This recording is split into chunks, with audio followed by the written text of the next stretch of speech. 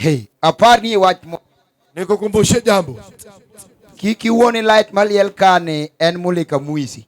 Usifikirie kwamba hii light ambayo inalika hapa ni mulika mwizi. Kata D-light. Ama ni D-light.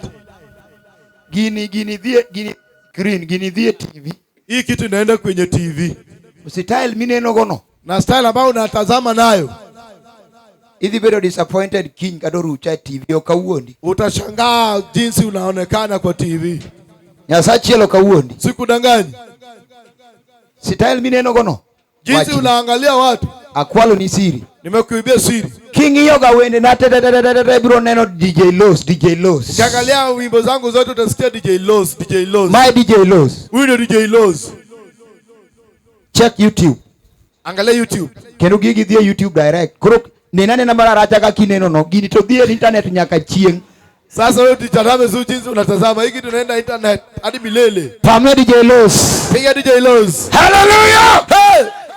Aron wacha kwa pamne godon nyadi chiel kendo. Tupige godon makofi mara nyingine tena. Angene godon jagwengu sabro uselaro kia nyoyo. Pamne godon. Mpige makofi. Amen. Kech mondo mi jali bika. Ili huyu mtu akuje hapa. Not easy. Sio rahisi. Nyasaye mundu gwedhi godon. Mungu akubariki godon.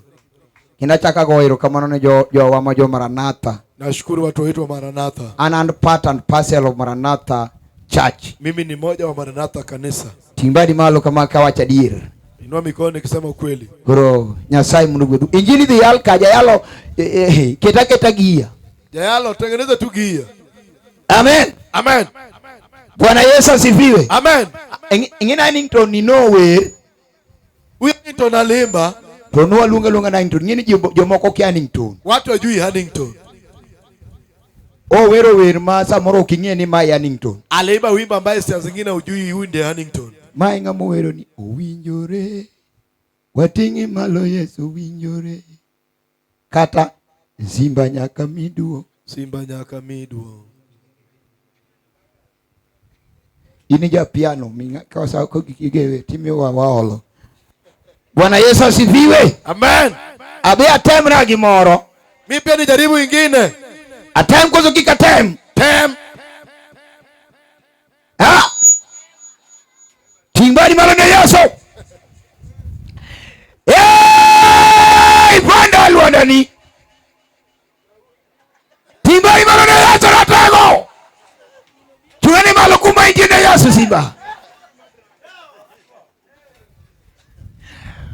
Uyaka no wile gifulo gikumitimona.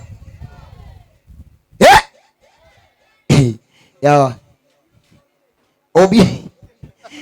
Aya bwana twende. Dona asichiwo simba gani?